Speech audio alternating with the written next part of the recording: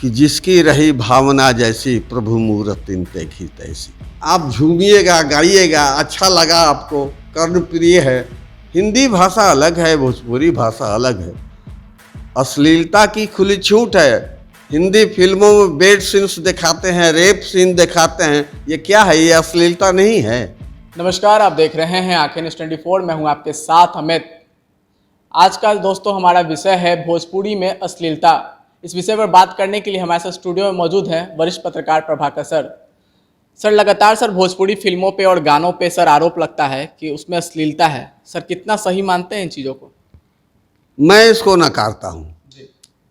संगीत जो है वो रसदार होना ही चाहिए। अगर आप इतिहास में जाइएगा तो नृत्य भगवान शिव के नृत्य के अन्वेषक के रूप में देखा जाता है, और मंदिरों में भरतनाट्यम, कथकली, ये सब नृत्य हुआ करते थे भगवान को खुश करने के लिए, भगवान शिव को खुश करने के लिए। और सबसे बड़ी बात कि जो महिला वहाँ पर नृत्य करती थी उसको देविका के रूप में जाना जाता था, और वो पुजारी की आंखसाइनी बनती थी। अश्लीलता तो हमारे विचारों में है, हमारी सोच में है। अगर हम उसको सरसता के रूप में देखें, लें और टेम्पोररी इंजॉयमेंट के, इंटरटेनमेंट के रूप में देखें, तो रिदम में, संगीत में आप झूमिएगा, गाइएगा, अच्छा लगा आपको, कर्ण प्रिय है, तो इसमें बुराई क्या है? हिंदी फिल्मों में, अंग्रेजी फिल्मों में बेड सीन्स दिए जाते हैं। किसिंग अलाउड है, बिल्कुल अलाउड है। एम्ब्रेसिंग अलाउड है, और पर्दे के पीछे जो कुछ होता है वो सब कुछ अलाउड है। लेकिन उसको हम अश्लील नहीं कहते हैं। भोजपुरी से हिंदी को क्या नुकसान है? हिंदी भाषा अलग है, भोजपुरी भाषा अलग है। भोजपुरी हमारी मातृभाषा है। हम इसको बहुत ही इज्जत और प्रतिष्ठा से देखते हैं। हम देखते हैं कि भोजपुरी में जो सरसता है वो किसी भाषा में नहीं है। इसके गीतों में आनंद लेने के लिए ना संगीत बना हुआ है, आनंद लेने के लिए संगीत बना हुआ है। तो इसमें बुराई क्या है अगर हम कहीं से कुछ ऐसा बोल दिए? लेकिन आरोप भी लगता है सर कि डबल मीनिंग जो गाने होते हैं वो भोजपुरी में ज़्यादा होते हैं, जिस वजह से जो आम लोग हैं उसको सुन नहीं पाते, परिवार के साथ देख नहीं पाते हैं। मैं आपसे इतना ही कहना चाहता हूँ कि जिसकी रही भावना जैसी प्रभु मूरत इन देखी तैसी। तो ये तो आपके सोच में है। संगीत आनंद देती है, और संगीत आनंद का एक कारण है, जरिया है। आप आनंद भोगिए ना, उस समय आनंद लीजिए। सब क्या देखते हैं? अश्लीलता, अश्लीलता।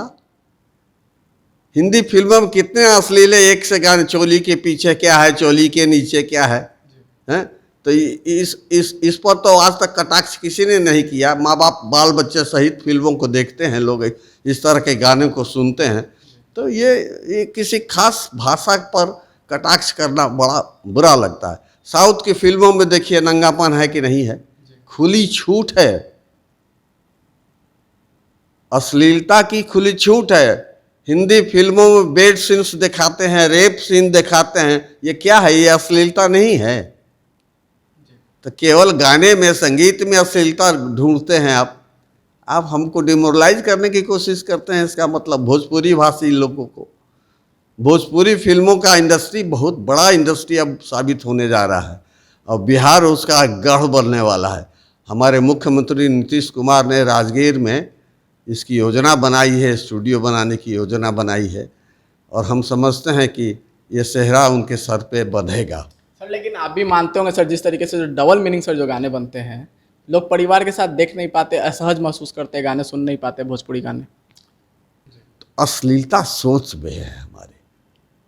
हम किसी भाषा पर दोषारोपण कर दें कि इसके संगीत में अश्लीलता है। संगीत में कभी अश्लीलता नहीं होती, वो मधुर होती है।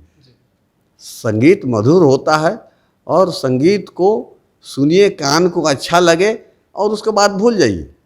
हम तो कोई कलाकार हैं नहीं कि हम उस गीत को फिर दोहराने लगेंगे, गाने लगेंगे गलियों में घूम घूम करके। ऐसा नहीं होता है। ये एक प्रचार माध्यम है। भोजपुरी फिल्मों में अश्लीलता के नाम पर इसको बदनाम करने की कोशिश। तो दर्शकों, आपने सुना प्रभाकर सर, उन्होंने बहुत ही बेबाकी से इस मुद्दे पर अपनी राय दी है। उन्होंने कहा कि संगीत में कभी भी अश्लीलता नहीं हो सकती है। ये हमारा नज़रिया होता है देखने का कि हम कैसे उन चीज़ों को देखते हैं। फिलहाल आज की खबरों में बस इतना ही। हमें दीजिए इजाज़त। नमस्कार। अगर आपने अभी तक हमारे चैनल को सब्सक्राइब नहीं किया है तो हमारे चैनल को जल्द से जल्द सब्सक्राइब करें, लाइक करें, शेयर करें और कमेंट करें। क्या आप पत्रकारिता के क्षेत्र में अपना कैरियर बनाना चाहते हैं? तो आज ही royal Ashoka institute of mass communication and journalism में अपनी जगह सुनिश्चित करें। आर्यभट्ट ज्ञान विश्वविद्यालय पटना से मान्यता प्राप्त 100% प्लेसमेंट के साथ royal Ashoka institute of mass communication and journalism नामांकन जारी है।